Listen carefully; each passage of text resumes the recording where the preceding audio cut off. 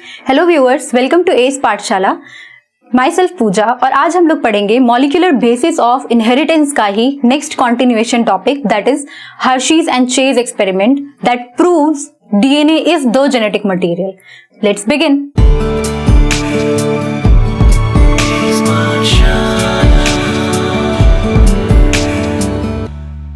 The genetic material is basically DNA.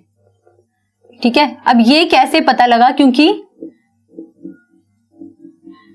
कुछ experiments perform किए गए। देयर वर टू साइंटिस्ट जिनका नाम था Alfred Hershey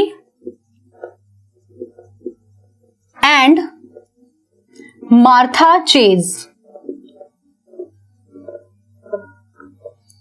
in the year 1952 हम लोगों ने जो भी पिछले एक्सपेरिमेंट्स देखे थे that was in the year till 1944, right.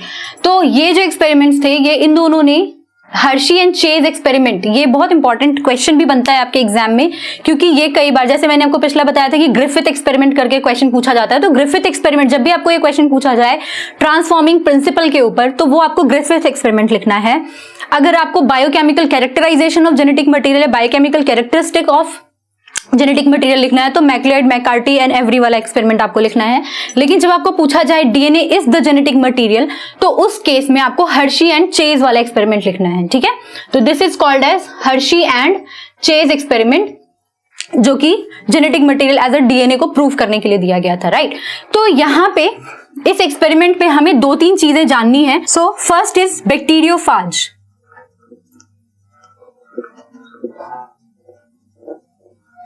and the second is E. coli, that is Escherichia coli। ठीक है, तो बैक्टीरियोफाज वैसे viruses, those viruses who infect bacteria, okay. तो ये वायरस होते हैं बेसिकली जो कि बैक्टीरिया को इन्फेक्ट करते हैं, मतलब they can get injected inside the bacteria. ठीक है, अच्छा, वायरसेस की एक बहुत अच्छी प्रॉपर्टी हमें पता है। वायरसेस क्या होते हैं? वो वैसे क्या होते हैं, वो डॉर्मेंट स्टेट में पड़े होते हैं।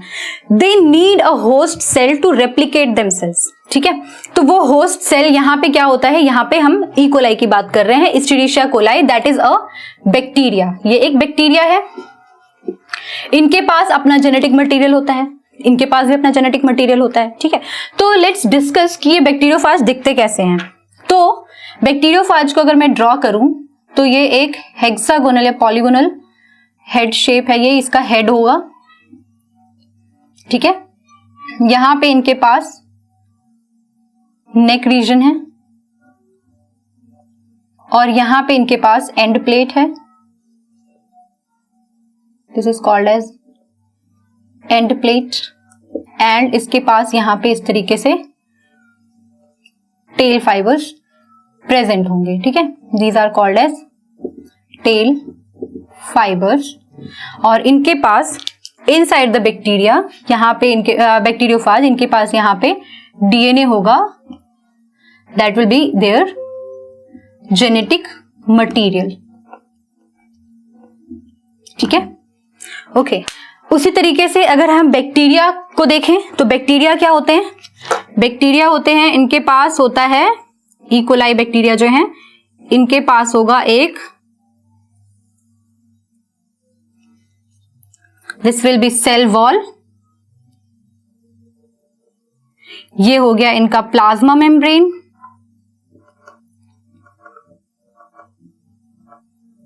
ठीक है। उसके बाद इनके पास ये वाला जो पार्ट होगा that will be called as cytoplasm. Bacteria में क्या होता है, न्यूक्लियोइड होते हैं या क्या होता है, यहां पे इनके पास ये इनका जेनेटिक मटेरियल है, that is DNA, that is present at the nucleoid region. तो यहां पे इनका जेनेटिक मटेरियल दैट इज, ये इनका यहाँ पे डीएनए प्रेजेंट है, और यहाँ पे इनके पास प्लाज्मिड भी होता है, and they have flagellum also.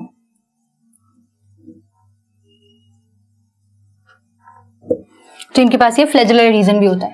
तो ये जो चीज थी ये बेसिकली हर्शीज एंड चेज के एक्सपेरिमेंट का बेस था।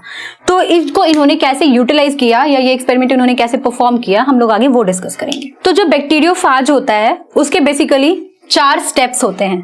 जैसे ये जो बैक्टीरियोफाज है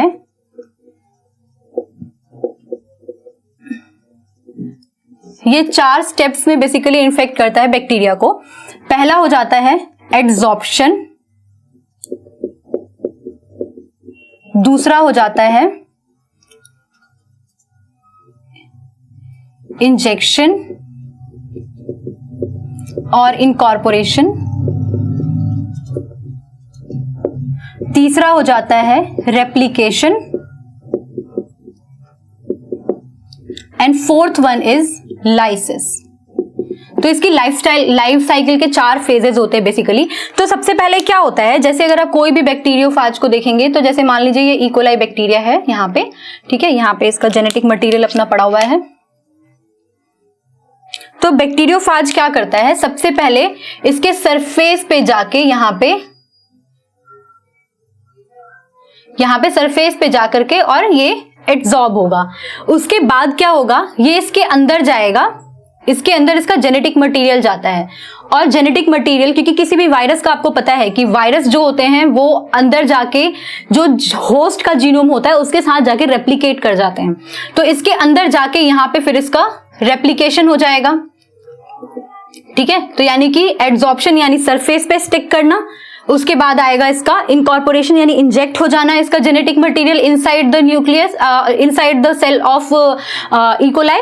एंड देन उसके बाद क्या होगा, यहाँ पे इसका रेप्लिकेशन होगा, यानी हाफ ऑफ द जीनोम जो होगा वो एक दूसरे का कन्वर्ट, ये हाफ ऑफ द जीनोम जो होगा इसका इसमें आ जाएगा, ठीक है। उसके बाद क्या होता है, लास्ट स्टेप में होती है लाइसिस। तो ये जो जेनेटिक मटेरियल है यहाँ से फिर नया बैक्टीरियोफाज बना दिया। इस एक्सपेरिमेंट के लिए जो हर्शी एंड चेज हैं, उन्होंने सबसे पहले क्या किया, उन्होंने 2 बैचेस ऑफ एक्सपेरिमेंट परफॉर्म किए। तो first batch of experiment and second batch of experiment. तो इन्होंने क्या किया, बेसिकली रेडियो एक्टिव मटीरियल्स लिए थे, ठीक है। इन्होंने लिया था रेडियो एक्टिव मटीरियल। अब रेडियो एक्टिव मटीरियल लेने का क्या फायदा हुआ, रेडियो एक्टिव मटीरियल्स जो होते हैं उनकी एक हाफ लाइफ होती है, गिवन हाफ लाइफ होती है। तो रेडियो एक्टिव मटीरियल, अगर हम किसी चीज को, कोई भी एलिमेंट है, अगर हम उसको रेडियो एक्टिवली लेबल कर देते हैं तो उससे क्या होता है, वो जिस भी चीज में जाके इनकॉर्पोरेट करेगा, वी कैन क्वांटिफाई देम, ठीक है। तो इसलिए उन्होंने रेडियो एक्टिव लेबल 2 मटीरियल लिए। दैट वाज, पहला चीज था सल्फर, ठीक है, दैट इज S35, और दूसरा था फॉस्फोरस, दैट इज P32, ठीक है। तो ये 2 रेडियो एक्टिव लेबल इन्होंने सब्सटेंसेस लिए। इसको इन्होंने क्या किया, इन्होंने इसको बेसिकली बैक्टीरियोफाज के साथ लेबल कर दिया, ठीक है। तो इन्होंने एक फ्लास्क लिया, उस फ्लास्क में इन्होंने क्या किया, बैक्टीरियोफाज रखा और इसमें इन्होंने लेबल कर दिया इसको S35 से, ठीक है। S35 इन्होंने इसके अंदर डाल दिया, ठीक है। दूसरे सेट ऑफ एक्सपेरिमेंट के लिए इन्होंने फिर से एक फ्लास्क लिया और यहां पे इन्होंने फिर से बैक्टीरियोफाज लिया और यहां पे इन्होंने इसको लेबल किया P32 से, ठीक है। तो यहां पे इन्होंने P32 भी डाल दिया और यहां पे हमारे पास बैक्टीरियोफाजेस भी प्रेजेंट थे, यानी कि हमारे पास बैक्टीरियोफाज यहां पे प्रेजेंट है, ठीक है। तो आफ्टर सर्टेन टाइम इन्होंने क्या देखा कि यहाँ पे लेबल, यानी हमारे पास यहाँ पे लेबल्ड सब्सटेंसेस प्रेजेंट है, लेबल्ड बैक्टीरियोफाज प्रेजेंट है। तो इससे इन्होंने ये आइडेंटिफाई किया कि जो सल्फर है वो जाकर के प्रोटीन के साथ बाइंड करता है, यानी कि जो इनको यहाँ पे जो बैक्टीरियोफाज मिला, वहां पे इनको बैक्टीरियोफाज जो मिला वो मान लीजिए ये सल्फर लेबल्ड प्रोटीन मिला उनको, ठीक है। ये सल्फर लेबल्ड हो गया, S35 लेबल्ड हो गया इनका प्रोटीन वाला पार्ट, क्योंकि ये बाहर वाला जितनी भी चीज होती है ये प्रोटीन से बनी हुई होती है। और जो इसका जेनेटिक मटेरियल था उसमें कोई लेबलिंग नहीं हुई, वो एज इट इज रह गया, ठीक है। और जब इन्होंने P32 से लेबल किया तो इन्होंने देखा कि इनका जो बाहर वाला सब्सटेंस था that was normal with normal protein, but जो इसका यहां का जो जेनेटिक मटेरियल था that was having 32 that suggested, क्योंकि डीएनए में फास्फोरस होता है, हम लोगों ने पढ़ा है डीएनए का, जब हम लोग स्ट्रक्चर पढ़ रहे थे तो उसमें हमने पढ़ा था कि डीएनए की बैकबोन जो होती है उसमें फास्फोरस भी प्रेजेंट होता है। तो इसीलिए P32 फास्फोरस जो है वो कहां जाके बाइंड हुआ, डीएनए वाले पार्ट में, और सल्फर जो है वो कहां जाके बाइंड हुआ, that is cysteine and methionine वाले पार्ट में जाकर के बाइंड होते हैं प्रोटीन्स के। ठीक है, क्योंकि प्रोटीन्स जो होते हैं they contain sulphur, that's why protein वाले पार्ट में जाके सल्फर बाइंड हुआ S35 और डीएनए वाले पार्ट में P32 बाइंड हुआ। तो इसी एक्सपेरिमेंट को इन्होंने आगे कैसे परफॉर्म किया वो देख लेते हैं। तो इन्होंने जो एक्सपेरिमेंट परफॉर्म किया बेसिकली इसमें इन्होंने क्या किया, फर्स्ट बैच ऑफ एक्सपेरिमेंट, और ये यहाँ पे हम बना रहे हैं सेकेंड बैच ऑफ एक्सपेरिमेंट। ठीक है, यहाँ पे हमारे पास क्या था, this is sulphur containing bacteriophage. ठीक है, क्योंकि यहाँ पे मैं इसलिए इसको रेड से बना रही हूँ। ठीक है, ये बाहर वाला जो कैप्सूल है वो S35 कंटेनिंग है और इसके अंदर जेनेटिक मटेरियल हमारा वैसे पड़ा हुआ है। ठीक है, और ये वाला जो था ये था फास्फोरस कंटेनिंग बैक्टीरियोफाज। ठीक है, तो इसमें हमारा यहाँ पे है ये P32। ठीक है, तो ये जो रेडियो एक्टिविटी को मैं रेड कलर से डिनोट कर रही हूँ, इसलिए यहाँ पे मैंने ये इसके जो हेड है यानी कि प्रोटीनेशियस पार्ट है उसको हमने सल्फर से दिखाया है, और यहाँ पे जो इनसाइड द बैक्टीरियोफाज जो यहाँ पे जेनेटिक मटेरियल है उसको हमने रेड कलर से दिखाया है। ठीक है, तो इसको इन्होंने लिया और इसको एक मीडियम में डाला। ठीक है, लाइसिस जो मीडिया था, मीडिया कंटेनिंग इकोलाई। ठीक है, इसमें इकोलाई भी है। ठीक है, इसमें भी सेम हो जाएगा, यहां पे भी मीडिया कंटेनिंग इकोलाई है। तो ये बैक्टीरियोफाज है बेसिकली, और जो कि लेबल्ड है, बैक्टीरियोफाज हमारा लेबल्ड है, उसमें उसको हमने इकोलाई में डाला है। अब इसके बाद क्या होगा, सबसे पहला स्टेप जो होगा उसमें तो होगा कि एड्सॉर्प्शन हो जाएगा, यानी जो इकोलाई है उसके ऊपर, ये जो इकोलाई की सेल है इसके ऊपर क्या होगा, बैक्टीरियोफाज आके हमारा ऐसे बैठ जाएगा। राइट, तो ये जो हमारा इकोलाई है यहाँ पे बैक्टीरिया आ गया है, फाज मटेरियल आ गया है। ठीक है, वैसे ही यहाँ पे हमारा फिर से इकोलाई है, उस पे पहले एड्सॉर्प्शन हो जाएगा। तो चलिए यहाँ पे एड्सॉर्प्शन दिखा देते हैं। तो यहाँ पे हमारा एड्सॉर्प्शन दिख रहा है। ठीक है, अब इसके बाद क्या होगा, तो हम इसको क्या करते हैं, थोड़े टाइम के बाद जब सेल्स जो है एब्जॉर्ब करने के बाद ये इसको अपने अंदर ले लेता है, बैक्टीरियोफाज को अपने अंदर ले लेता है, तो उसके बाद क्या होता है, यहाँ पे हम इसको कर देते हैं एजिटेशन करते हैं हम इसका इन ब्लेंडर। ठीक है, तो जब हम एजिटेशन करेंगे इन दोनों का ब्लेंडर में, ठीक है, इन ब्लेंडर, तो क्या होगा, एजिटेशन के बाद जो सेल्स हैं जिसके अंदर यहाँ पे हमारे पास क्या प्रेजेंट है, इकोलाई के अंदर यहाँ पे हमारे पास फाज जो है, फाज का जेनेटिक मटेरियल जो है वो यहाँ पे प्रेजेंट है। ठीक है, वैसे यहाँ पे भी इकोलाई के अंदर हमारे पास फाज का जेनेटिक मटेरियल प्रेजेंट है, प्लस इकोलाई का अपना जेनेटिक मटेरियल भी होगा, तो यहाँ पे प्रेजेंट है ऑलरेडी।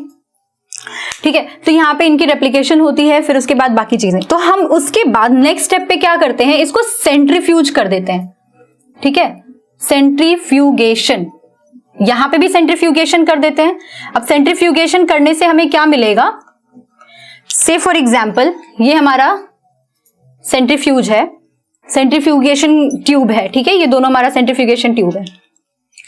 तो बैक्टीरिया जो होंगे ना वो यहां पे इसके पैलेट में प्रेजेंट हो जाएंगे, radio active compound containing bacteria, क्योंकि बैक्टीरिया थोड़े हैवी होते हैं और कैप्सूल्स जो होते हैं थोड़े लाइट होते हैं। तो ये जो फाज का खाली यानी कि इसका जो जेनेटिक मटेरियल है वो तो ऑलरेडी अंदर जा चुका है। तो से फॉर एग्जांपल ये हमारा फर्स्ट बैच वाला हमारा सेंट्रीफ्यूज मटेरियल है और ये हमारा सेकेंड बैच का है। ठीक है, तो फर्स्ट बैच वाले में आप क्या एक्सपेक्ट करते हैं कि यहाँ पे जो जेनेटिक मटेरियल है वो यहाँ पे कहां प्रेजेंट होगा तो इसके अंदर ही, और यहां पे भी कहां प्रेजेंट होगा, ऑब्वियसली इसके अंदर, है ना। तो यहां पे ये E coli containing genetic material present है। यहां पे जो फाज प्रेजेंट होगा that will have sulphur containing compound. ये जो हमारा ये वाला फाज है ये यहाँ पे हमारा ऊपर, क्योंकि ये जो कैप्सूल्स होते हैं ना, ये थोड़े लाइटर इन वेट होते हैं, इसलिए हम इसको हाइट स्पीड पे सेंट्रीफ्यूज करते हैं। तो सेंट्रीफ्यूगेशन के टाइम पे E coli containing the DNA material, genetic material, वो नीचे सेटल डाउन हो जाएगा। और यहाँ पे जो फाज होगा, इसका भी फाज बाहर रहेगा, मतलब जो कैप्सूल वाला पार्ट है वो यहाँ पे हमारे पास ऊपर ऊपर मिल जाएगा हमको, ठीक है। तो जब साइंटिस्ट ने क्या किया, इन लोगों ने जब इसको ऑब्जर्व किया, ये हमारा फर्स्ट बैच है ये वाला, और ये हमारा सेकंड बैच है ये वाला। तो इन लोगों ने जब इसको ऑब्जर्व किया तो दे फाउंड कि ये जो फर्स्ट बैच है ना, इसमें जो ऊपर है present, that is sulphur containing compound, यानी सल्फर वाला जो फाज मटेरियल है, सल्फर वाला, वो बाहर सबसे ऊपर प्रेजेंट है। और यहाँ पे इन्होंने देखा कि जो डीएनए कंटेनिंग कंपाउंड है, डीएनए जो कि जिसमें कि हमारा P32 लेबल्ड था, वो हमारा यहाँ नीचे है, ठीक है। तो ये P32 वाला जो कंपाउंड था, यहाँ पे S35 वाला था, वो कहाँ प्रेजेंट था, हमारे प्रेजेंट इन कैप्सूल वाले पार्ट में, या जो वायरस का जो कैप्सूल वाला पार्ट है, तो बाहर वाला पार्ट था, ठीक है। और इसमें जो पार्ट प्रेजेंट था, ये कहाँ, P32 कहाँ प्रेजेंट था, हमारे सुपरनेटेंट, ये सुपरनेटेंट में है, यानी ऊपर वाले पार्ट में, इसको हम सुपरनेटेंट बोलते हैं, ठीक है। तो ये सुपरनेटेंट में है। और ये कहाँ प्रेजेंट है, ये हमारे पेलेट में प्रेजेंट है। दैट सजेस्ट कि DNA material, DNA as a genetic material जो है वो हमारे बैक्टीरिया के अंदर प्रेजेंट है, ठीक है। यानी कि जो चीज जेनेटिक मटेरियल के तौर पे एक्ट कर रही है, that is DNA, not the proteins, ठीक है। तभी तो यहाँ पे हमारा प्रोटीन जो है वो कहाँ ट्रांसफर हुआ ना, यहाँ पे जो sulphur containing, phosphorus containing material था, that was being transformed, that was being passed on, and that's why इसको ये माना गया कि जेनेटिक मटेरियल जो है वो डीएनए हो सकता है, प्रोटीन नहीं हो सकता। तो जब रेडियो एक्टिव लेबल्ड कंपाउंड इसमें नहीं मिल रहा है और इसमें मिल रहा है, यानी कि सेकंड वाले सिचुएशन में, जहां पे because phosphorus is acting as the radioactive material which is being introduced into the DNA, and वो ही चीज वहां पे पास ऑन हो रही है, यानी कि रेडियो एक्टिव वाला कंपाउंड हमें किस में मिला, सेकेंड वाले सिचुएशन की पेलेट में। फर्स्ट वाले सिचुएशन में हमारा रेडियो एक्टिव कंपाउंड कहां रह गया, ऊपर रह गया। दैट सजेस्ट कि यहाँ पे जो फाज है, इसको अब हम आइडेंटिफाई तो नहीं कर पाएंगे ना, अगर रेडियो एक्टिवली लेबल्ड है तो हम उसको आइडेंटिफाई कर पा रहे हैं कि ओके, यहाँ पे रेडियो एक्टिविटी हमें मिल रही है डीएनए के साथ, जो कि डीएनए हमारा रेडियो एक्टिव लेबल्ड है। इस वजह से हम P32 वाले पार्ट को, यानी कि जिसमें रेडियो एक्टिविटी प्रेजेंट है, उस वाले डीएनए वाले पार्ट को, that is being transform to the phage to the E coli. तो हमें वहां समझ में आता है कि yes, DNA is acting as the genetic material but not the proteins. So I hope आपको ये वीडियो बहुत अच्छे से समझ में आया होगा, but still if you have any doubt, you put your questions in the comment box. Till then, all the best. Bye bye.